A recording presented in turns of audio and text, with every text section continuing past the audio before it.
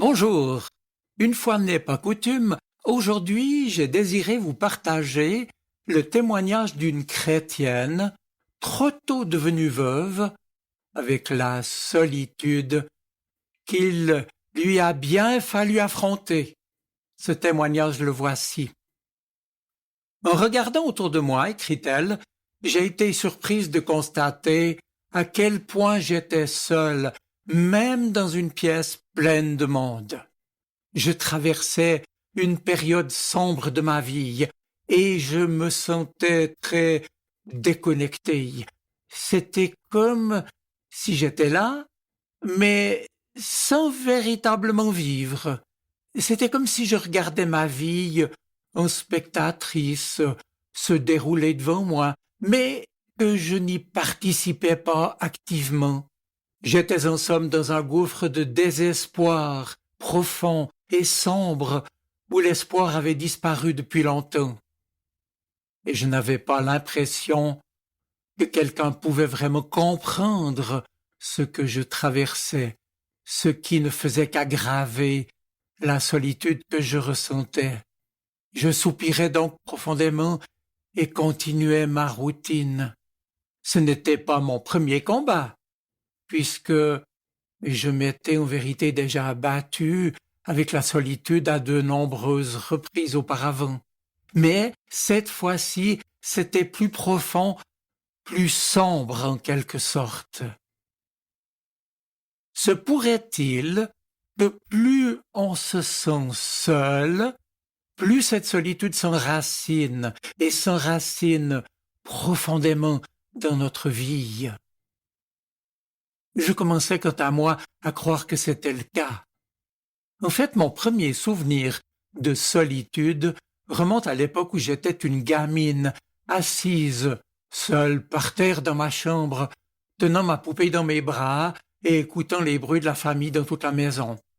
2 parents, des frères et sœurs, oui, mais j'étais toujours seule. Au fur et à mesure que le temps passait et que ma solitude grandissait, ma définition et ma compréhension de celle-ci, la solitude, grandissaient également. Ainsi, durant mon adolescence, j'ai traversé de nombreuses périodes de solitude, alors que je luttais pour devenir indépendante, pour accepter qui j'étais et qui je devenais, et pour accepter plus tard mon mariage, qui ne m'a pas beaucoup soulagé de ces périodes de solitude et qui parfois revenait, la solitude avait simplement pris une autre dimension, hélas. En fait, je me sentais plus comme une colocataire que comme une conjointe. Et cette solitude m'a alors amené à me replier sur moi-même de plus en plus et à créer des murs carrément, car je n'étais plus sûr de moi. Je n'avais plus confiance en moi. Je n'avais plus, comme on dit, d'estime de moi. D'ailleurs, cet isolement s'est propagé à d'autres relations. Et je me suis vite retrouvé à nager carrément dans une mer de solitude dans laquelle je n'avais bien entendu jamais voulu plonger. Et j'avais même l'impression d'y être immergé, en train de me noyer, sans aucun sauvetage en vue. Et puis c'est arrivé. J'ai connu l'angoisse et des crises de panique, résultat de ma solitude permanente. Dépressive, j'ai perdu une année de ma vie à cause de ces crises, et je ne pouvais plus fonctionner normalement. Alors paradoxalement, j'ai bien dû apprendre à compter sur les autres et à m'accrocher à eux pour simplement traverser, surnager, traverser chaque journée. Ce dont je me sentais autrefois si isolé sont en quelque sorte devenus pour moi comme autant de bouées de sauvetage. Et l'une d'entre elles, si je puis dire, m'a encouragé à lire la Bible, ce que j'ai fini par faire régulièrement, commençant avec la lecture des évangiles. Et ce faisant, petit à petit, j'ai compris comment j'étais devenu si vulnérable à la solitude. La principale cause était, je l'ai découvert, mon raisonnement erroné.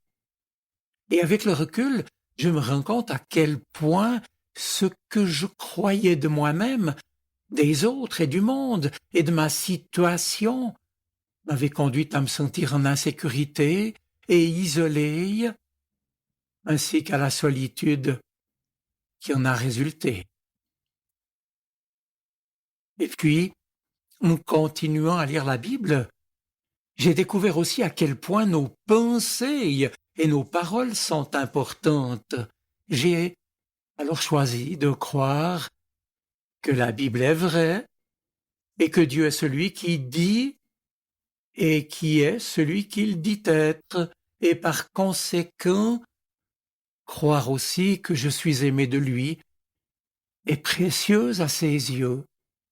Je l'ai compris, et bref, j'ai accepté de me voir comme il me voit lui-même. Lorsqu'alors des pensées négatives venaient à envahir mon esprit, j'ai appris à les chasser et à les remplacer immédiatement par des promesses bibliques que j'ai essayé de mémoriser. J'ai ainsi commencé à remarquer que non seulement j'avais beaucoup moins d'angoisse, et que je me sentais aussi moins seul.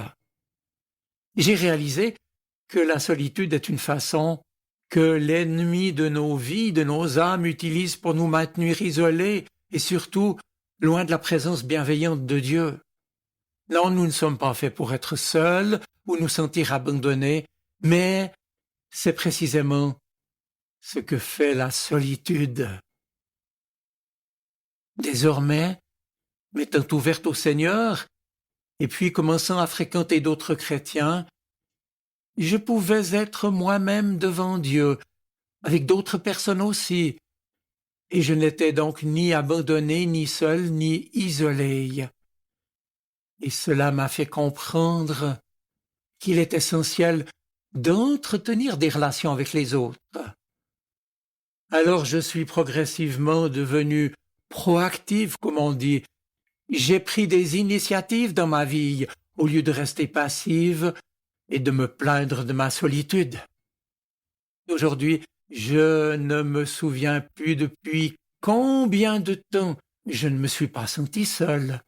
Et je sais seulement que la solitude n'est plus une compagne constante et j'en suis reconnaissante parce que je le crois maintenant.